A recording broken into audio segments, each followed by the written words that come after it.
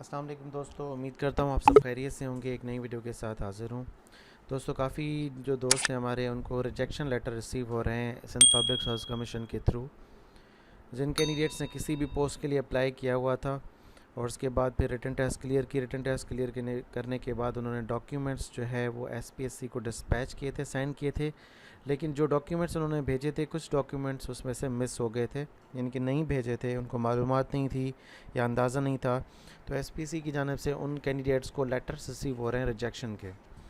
अब ये कंफ्यूजिंग बात है, काफ़ी कैंडिडेट्स इसमें कंफ्यूज हो रहे हैं कि हमें रिजेक्ट कर दिया गया है, अब इसका क्या हल होगा, और इतनी मेहनत की थी रिटन टेस्ट क्लियर करने में, अब इंटरव्यू में कैसे अपीयर होंगे। तो इसमें घबराने की कोई भी ज़रूरत नहीं है, इसका भी एक सोल्यूशन है। वो सोल्यूशन मैं आपको आज इस वीडियो में बताऊंगा, और मैं बताऊंगा किस तरह से इस मसले को आराम से हल किया जा सकता है। बेसिकली जब रिजेक्शन लेटर आ रहा है वो कुछ इस तरह से है, जिसमें सबसे पहले ऊपर लिखा हुआ है रिजेक्शन लेटर, देन नेम लिखा हुआ है, सन ऑफ, डॉटर ऑफ या वाइफ ऑफ, नेम लिखा हुआ है, रोल नंबर आपका लिखा हुआ है, और यहाँ पर भी लेटर नंबर लिखा हुआ है जिसको रोल नंबर कह रहे हैं, और डेटेड यहाँ पे लिखी हुई है जिस डेट पे उन्होंने डिस्पैच किया है आपको। उसके बाद सब्जेक्ट में लिखा हुआ रहा है कि recruitment to the post of lecturer, यहाँ पे उस पोस्ट का नाम लिखा हुआ रहा है, मिसाल के तौर पर lecturer botany, male female, BPS 17 college education department, government of Sindh. उसके बाद है with reference to your application, application के रेफरेंस के साथ फॉर अबव नोटेड पोस्ट, इस पोस्ट के लिए I am to inform you that the Sindh public service commission regret that is not possible to admit you in written test or interview for the said post।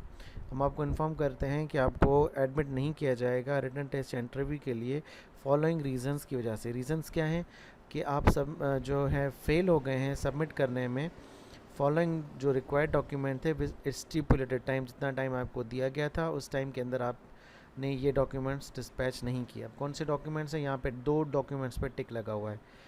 इस candidate के matric का जो pass certificate है showing date of birth from board वो miss है, यानी कि पक्का सर्टिफिकेट मैट्रिक का।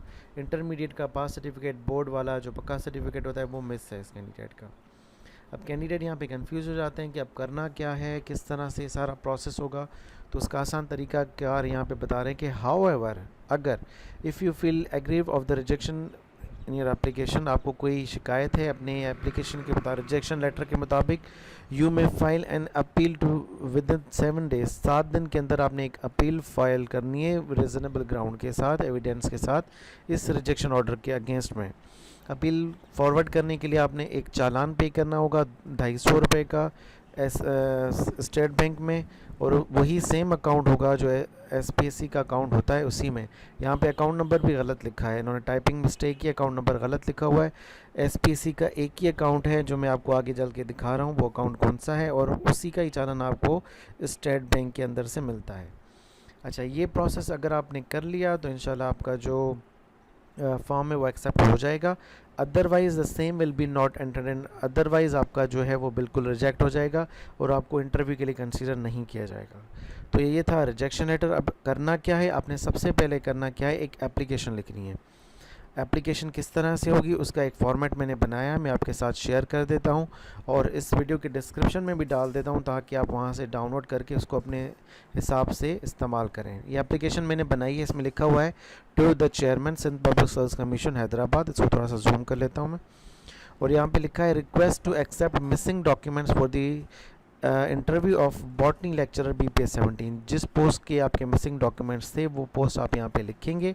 Respected sir, with due respect to say that I have receive a letter of rejection having letter number, जो लेटर नंबर आपके rejection letter पे लिखा हो, कहाँ पे लिखा होगा, यहाँ पे लिखा होगा। यहाँ पे मैंने इसको हाइड कर दिया क्योंकि ये किसी कैंडिडेट का था तो मुनासिब नहीं लगता कि मैं उसका शेयर करूं।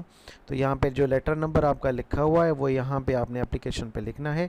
ऑन डेटेड, जिस डेट को आपको रिसीव हुआ है, ये वाली डेट आपने नहीं डालनी जिस डेट पे उन्होंने भेजा है, आपने यहाँ पे वो डेट डालनी है जिस दिन आपको कुरियर रिसीव हुआ है, उस दिन के 7 दिन के अंदर आपने भेजना है। क्योंकि ये अगर उन्होंने 23 तारीख को निकाला है और हमने 27 तारीख को रिसीव किया है तो इट मीन 7-8 दिन तो आराम से गुजर जाएंगे ऐसे ही सारा प्रोसेस करने में, तो फिर वो एक्सेप्ट नहीं करेंगे। आपने यहाँ पे क्लियरली लिखना है कि किस डेट को आपको रिसीव हुआ है। Intimating the information of missing documents at your end, मेरे जो डॉक्यूमेंट्स है आपकी तरफ मिसिंग है। It is further stated that due to house shifting, यहाँ पे आपने रीज़न लिखनी है। मैंने एक रीज़न लिखी है कि घर शिफ्ट करने की वजह से दीज डॉक्यूमेंट्स, ये जो डॉक्यूमेंट्स आपने सीरियल नंबर 4 और 5 वाले हैं वो मिस हो गए थे और आपको भेज नहीं पाए। सीरियल नंबर 4 और सीरियल नंबर 5 वाले डॉक्यूमेंट मिस हो गए थे घर शिफ्ट करने की वजह से, तो आपको भेज नहीं पाए। हाउएवर, पर I have arrange these documents now, मैंने अरेंज कर लिए ये डॉक्यूमेंट्स नाउ, यानी कि उनकी फ़ोटो कॉपी, उनकी कॉपी निकलवा ली है बोर्ड से, या हासिल कर लिए हैं, या मुझे मिल गए हैं शिफ्ट करने के दौरान जो मिस हो गए थे। जो भी है रीज़न आप यहाँ पे लिखेंगे। उसके बाद फर्दर में आपने लिखा है I am enclosing the following missing documents and उसके साथ एक एप्लीकेशन, ये जो एप्लीकेशन यहाँ पे लिखी हुई है, अलॉन्ग विथ उसके साथ साथ कॉपी ऑफ रिजेक्शन लेटर, इस रिजेक्शन लेटर की एक photo copy, and original treasury receipt, original जो चालान आप पे करेंगे स्टेट बैंक में जाके वो उसके साथ 250 रुपये का अटैच करना है। और आगे लिखना है कि आप please consider my application and allow me to appear for the interview, please मेरी एप्लीकेशन को कंसिडर कर लें और मुझे इंटरव्यू के लिए एलिजिबल कर दें। I shall be very thankful to you for this act of kindness. उसके बाद डॉक्यूमेंट्स में आपने यहाँ पे लिखने हैं कौन कौन से नंबर डाल के लिखना है। मैट्रिक पास सर्टिफिकेट आप अटैच कर रहे हैं, इंटरमीडिएट पास सर्टिफिकेट आप अटैच कर रहे हैं जो कि आपने अरेंज कर लिया, आपको मिल चुका है। इसी तरह से अगर आपका चालान गुम हो जाता है, चालान मिस हो जाता है, ओरिजिनल जो आपने भेजना होता है एक कॉपी आपने अपने पास ज़रूर रखनी होती है चालान की। अगर ओरिजिनल चालान आपका मिसप्लेस हो जाता है तो उसके लिए मैंने एक वीडियो बनाई थी 9 महीने पहले, इसको आप देख सकते हैं कि डुप्लीकेट चालान आप किस तरह से हासिल कर सकते हैं। पाकिस्तान जॉब्स पोर्टल का जो चैनल है मेरा, यहाँ पे आप जाएंगे और यहाँ पे वीडियोस के पोर्शन पे क्लिक करेंगे, नीचे एक वीडियो है एसपीएससी चालान misplace how to receive duplicate चालान, इस पे क्लिक करेंगे। 5 मिनट की वीडियो है, इसमें आपको पता चल जाएगा कि किस तरह से हम डुप्लीकेट चालान अपना जो है वो निकलवा सकते हैं। और उसके साथ एक एडिशनल चीज़ आपको बता दूं कि करेक्टर सर्टिफिकेट जो हैं वो आपके लाजमी भेजने होते हैं। वो एक आपका करेक्टर सर्टिफिकेट जाता है head of institute law assistant attended, जिस इंस्टीट्यूट में लॉ डिग्री आपने की है वहाँ से एक करेक्टर सर्टिफिकेट मिलता है, और एक किसी भी 17 ग्रेड के ऑफिसर से या 18 या 19 या 20 ग्रेड के ऑफिसर से ये करेक्टर सर्टिफिकेट आप बनवा सकते हैं।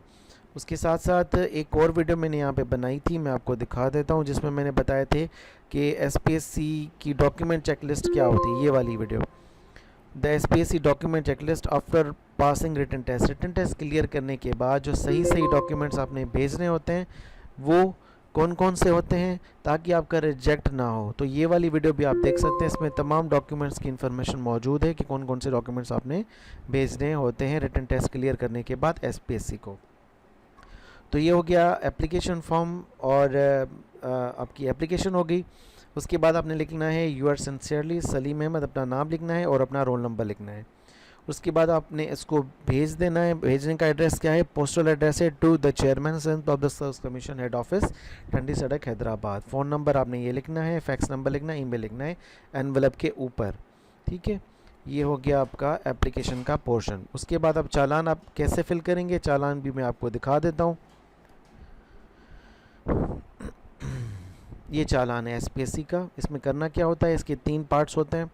ठीक है, बेसिकली हर पार्ट में आपने क्या लिखना है, सबसे पहले अपना नाम लिखना है, डैश देकर अपनी शनाख्ती कार्ड नंबर लिखना है। उसके बाद यहाँ पे लिखना है पोस्ट, जिस पोस्ट के लिए आपने अप्लाई किया था, और उसके बाद रीज़न लिखनी है चालान फॉर मिसिंग डॉक्यूमेंट सबमिशंस। 250 रुपये यहाँ पे लिखना है, देन टोटल में 250 लिखना है। 250 रुपीज़ आपने लिखना है वर्ड्स में, यहाँ पे डेट डालनी है और ये जाके फ़ौरन से पहले आपने जमा करवा देना है स्टेट बैंक के या नेशनल बैंक के किसी भी ब्रांच में। उसके बाद जो आपको एक कॉपी मिलेगी उसकी एक फ़ोटो कॉपी आप अपने पास रखेंगे, और original challan along with this application और जो मिसिंग डॉक्यूमेंट्स हैं और जो रिजेक्शन लेटर है आपका, उसके साथ आपने भेज देना है, फ़ौरन से पहले भेज देना है ताकि उनको रिसीव भी हो जाए। अब एक चीज़ जो मैं आपको यहाँ पे बताना चाह रहा था वो ये है कि किसी किसी के पास जो एप्लीकेशन रिसीव हो रही है, इनके रिजेक्शन लेटर लिखा हुआ रिसीव हो रहा है, वहाँ पे यहाँ पे अकाउंट नंबर लिखने में मिस्टेक उन्होंने कर दी है। तो अकाउंट नंबर सिर्फ एक ही है एसपीएससी का, जो कि आपके चालान के ऊपर मौजूद होता है, और उसी पे जाके आपने सबमिट करना होता है। इसका कोई अलग से जो इस पर्टिकुलर मिसिंग डॉक्यूमेंट का कोई चालान है वो अलग से कोई चालान नहीं है, सिर्फ एक ही चालान है जो कि आपको एसपीएससी की वेबसाइट पे मिल जाएगा। कहाँ से मिलेगा मैं आपको दिखा देता हूँ।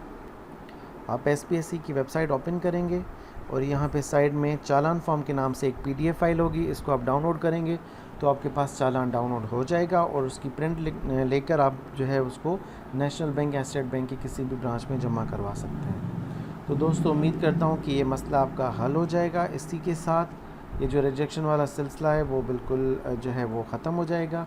और अगर वीडियो आपको पसंद आई हो तो इसको लाइक कीजिएगा, कमेंट कीजिएगा, अपने फ्रेंड्स के साथ ज़रूर शेयर कीजिएगा और चैनल को लाजमी सब्सक्राइब कीजिएगा। अपना बहुत ज़्यादा ख्याल रखिएगा। मिलते हैं अगली वीडियो में। अल्लाह हाफ़िज़।